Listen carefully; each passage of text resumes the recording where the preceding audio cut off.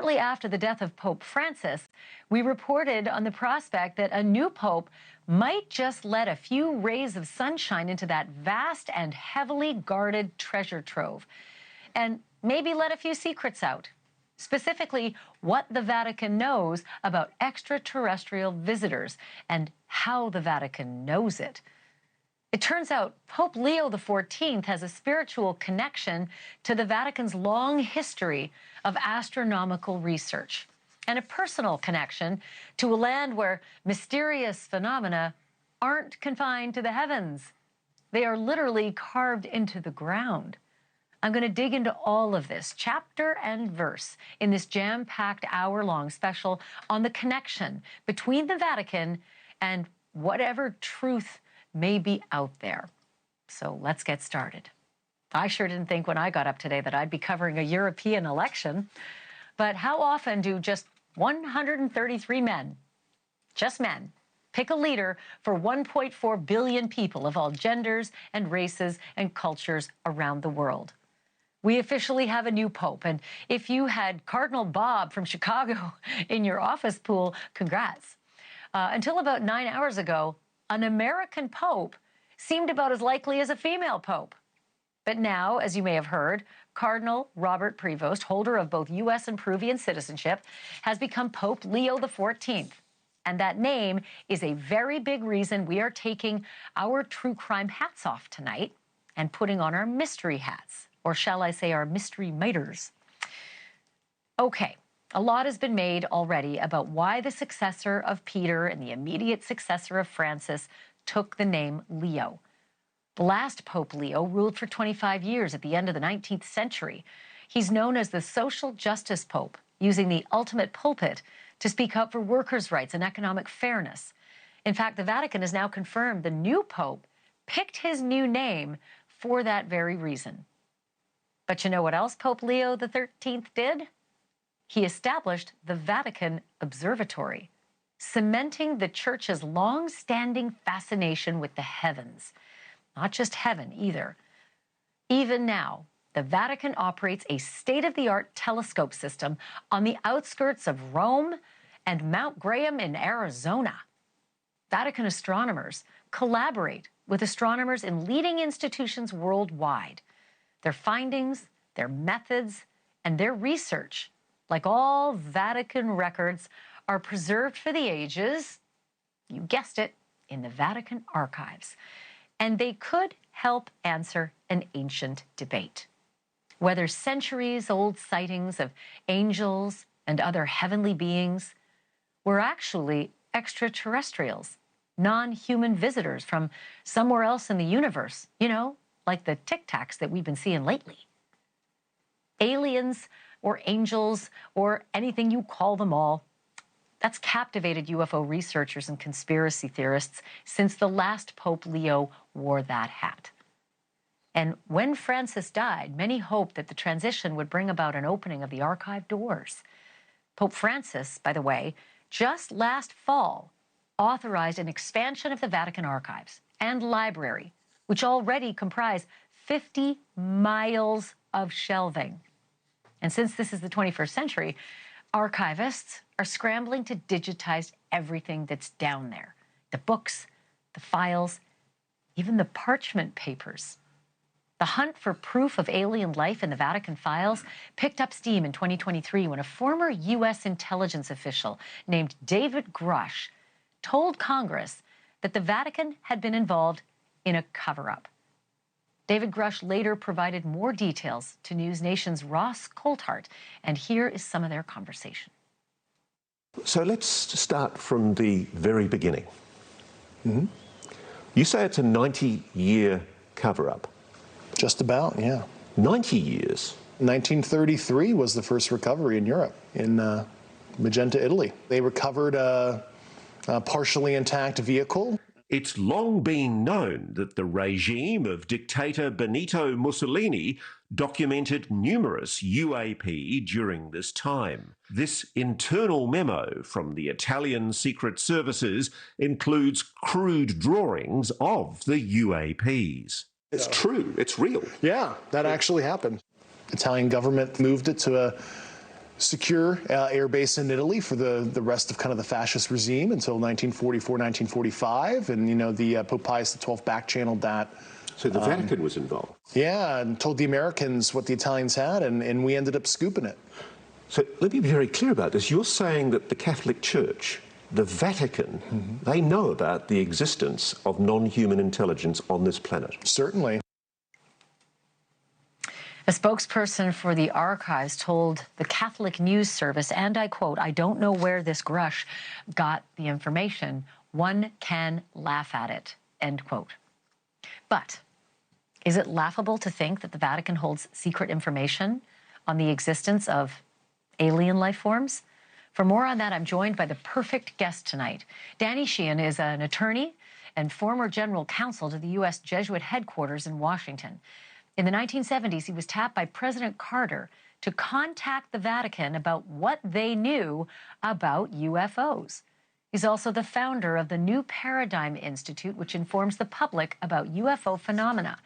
And next week, he'll be in Washington for a hearing with the chair of the task force on the declassification of federal secrets. Danny Sheehan, thank you for joining me. You are the perfect guest tonight in this nexus of the news and then the mystery that this show has been covering, and that is the mystery of UAPs and unidentified flying objects. Why, first of all, take me back, why did President Carter want to reach out to the Vatican? Well, President Carter, when he was governor of Georgia, actually saw a UFO. Not something distant in the sky like a twinkling star, but, you know, the length of a football field away. He was at a Lions Club meeting when he was governor, and he and 11 other people saw a UFO craft a football field distance away. So as soon as he was elected president, one of the very first things he did was send for the head of the Central Intelligence Agency and ask him to come to Plains, Georgia, and brief the president-elect on the UFO issue. It turns out that CIA agent, that CIA director at that time was George H.W. Bush, appointed by Gerald Ford when he took over after Nixon resigned.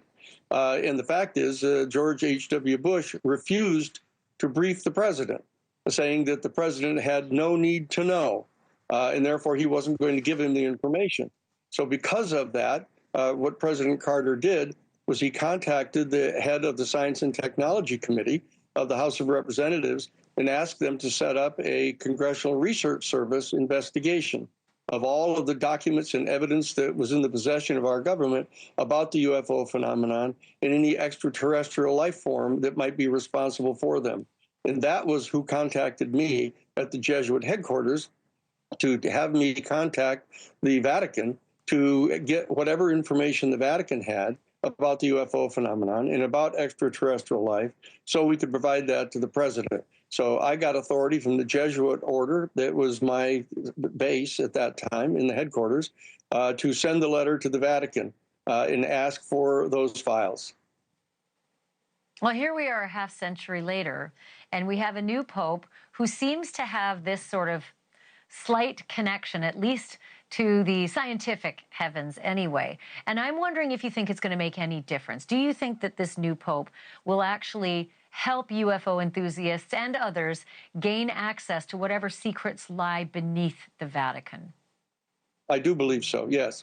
I believe that he has a history, as did Leo XIII, that preceded him, actually in trying to establish the relationship between the cutting edge of science and the most profound fundamental theological concepts of a metaphysical dimension that is not accessible by most people.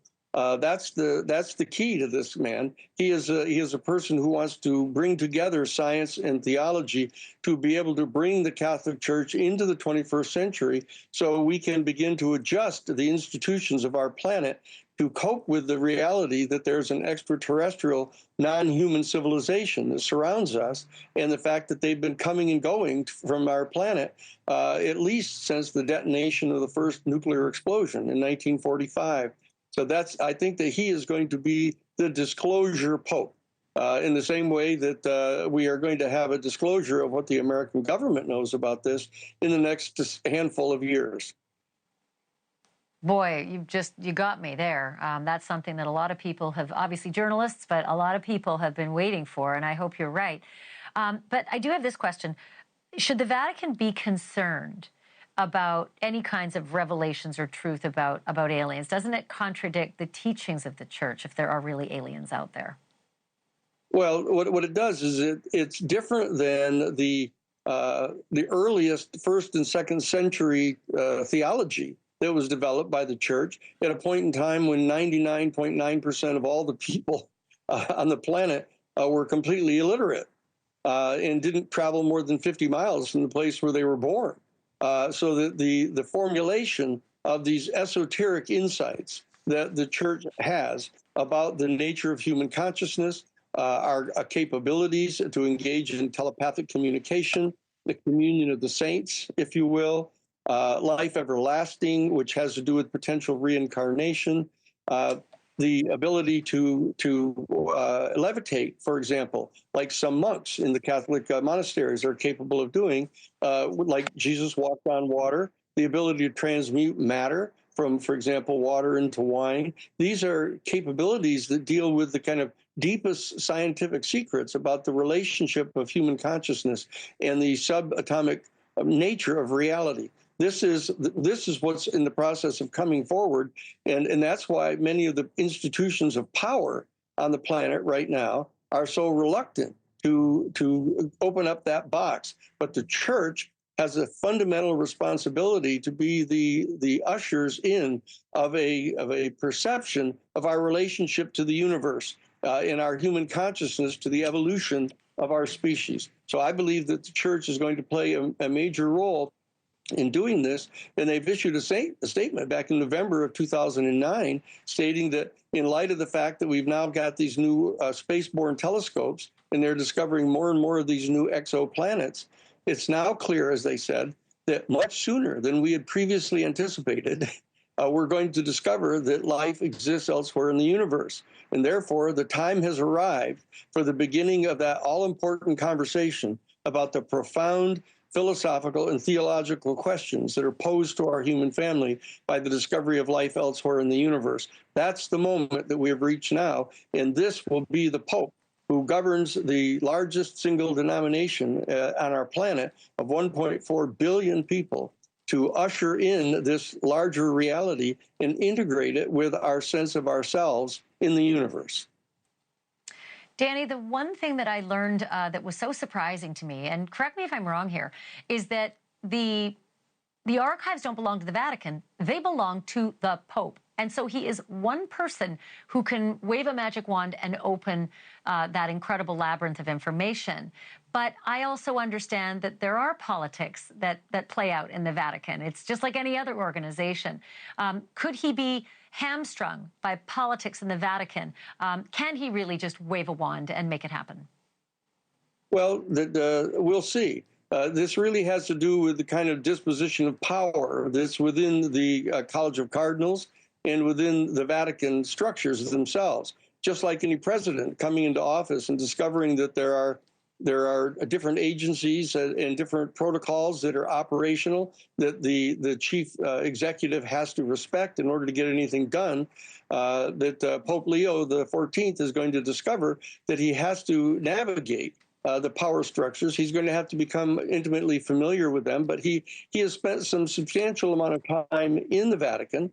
He's quite familiar with some of those power dynamics, and I believe that he's going to try to lead the entire human family, not just the 1.4 billion Catholics, but the entire human family into a better understanding of our place in the universe and the relationship that our human species is going to play in relationship to the entire non-human civilization that surrounds us outside of our solar system.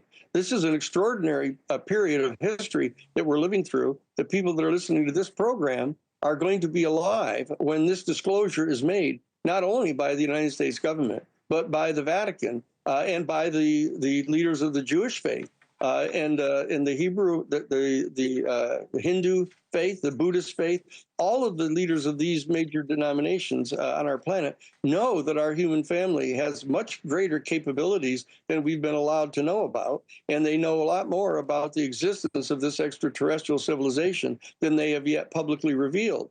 This is what's getting ready to happen in the next 5 to 6 years. You know, David Grusch, as the whistleblower testifying before Congress, talked about a cover-up, that the U.S. government has been involved in a decades-long cover-up. The exact language was akin to, it's an alien aircraft, crashed aircraft recovery program that collects, stores, and re-engineers what they find, and that they are non-human dead pilots. All I have to say to that is that it is fascinating. I don't think it's impossible, but it sure is difficult to have upwards of 10 administrations since Carter all keep these secrets. And only David Grusch is the one whistleblower who's come out and said something. And that's usually the story about a vast conspiracy. The more vast it gets, the more hard it is to contain. So why would something this explosive be so perfectly contained for so very, very long? Well, actually, there are over 40 top secret classified experts from deep inside the federal government and various agencies who have already come forward and testified in secret behind closed doors to the Senate Intelligence Committee. So it's not just David Grusch that is confirming this. There are all kinds of people, including Jay Stratton, who was the head of the Advanced Weapons Special Access Program inside the Pentagon, who has been in charge of trying to develop a weapon system out of the technology that's being recovered from these craft, so that our government can establish full spectrum military dominance over the planet. So this is something that has to be addressed. This is not a legitimate objective of our national security to engage in that.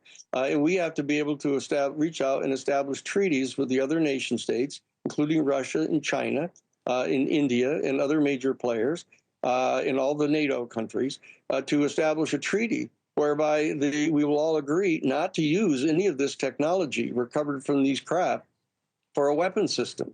This is a critical thing that needs to be done. That's why our New Paradigm Institute in Washington, D.C. is dedicated not only to securing full disclosure of what our government knows about it, but also helping to formulate a new paradigm post-contact worldview, so that we can understand the value of our human family in the hierarchy of beings in the universe, so that we don't consider ourselves like some primitive tribe that gets discovered, in 1955, that there's a world outside of their island, so that their entire civilization collapsed, be that as it was. We have to start taking concrete steps to move step by step to adjust our major institutions, our geopolitical institutions, our economic institutions, our religious institutions, to accommodate this new information that is going to be made available, so that we can not only respect the other civilization, but we can be respected by them, so that we can, in fact, engage in a mutually respectful and mutually beneficial relationship between our two cultures. This is what has to be governed by people such as Pope Leo XIV now, and the presidents of our country. Well, let's hope that he will be the Pope of disclosure, or the disclosure Pope, as you put it, and we'll definitely have to have you back the minute we start hearing more from him. Thank you so much, Danny Sheehan. It's been good to talk to you. I appreciate this. I appreciate it, Ashleigh. Thank you so much. Anytime. Thank you for watching. Subscribe below and download our NewsNation app right now on your phone, and you will get fact-based, unbiased news for all Americans.